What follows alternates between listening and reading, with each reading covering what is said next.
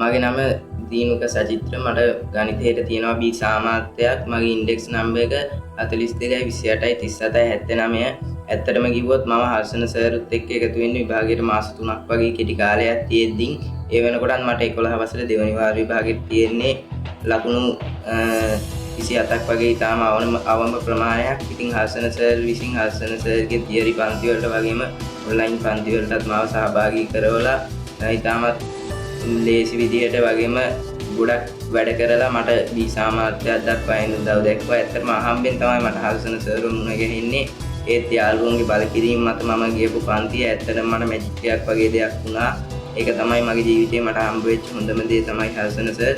ඉතින් මම ගොඩක් ස්තුතිවන්ත වෙනවා W මට්ටමේ හිටපු මට මේ වගේ රිසල්ට් එකක් ගන්න පුළුවන් වුණේ හර්ෂණ සර් හින්දා. මම වගේම ගණන් අත්හැරලා ගණන් එපා කියලා කට්ටිය ඇති අයියෝ මට නම් ගණන් සෙට් වෙන්නේ නැහැ කියලා. ඉතින් ඒ අයගෙනුත් ඉල්ලන්නේ ඔයාලට ගණන් වලට ඉහළ සාමාර්ථයක් ගන්න ඕන නම් ඔයාලා ගිහින් හැබැයි කරගන්න ඕන නම් යන්න පුළුවන් එකම තැන තමයි හර්ෂණ සර්ගේ පන්තිය. ඉතින් ඔයාලා හැමෝම හර්ෂණ සර්ත් එක්ක එකතු වෙන්න. මට වගේ ගණන් එපා වෙලා කියලා අතහැරලා දාන්න එපා. මොකද මටත් ඊට ටික කාලයකට කලින් හර්ෂණ සර්ව හම්බුණා නම් මට B සාමාර්ථයක් කරගන්න තිබ්බා. ඉතින් ගොඩක් ස්තුතියි හර්ෂණ සර් මට මේ කරපු උදව්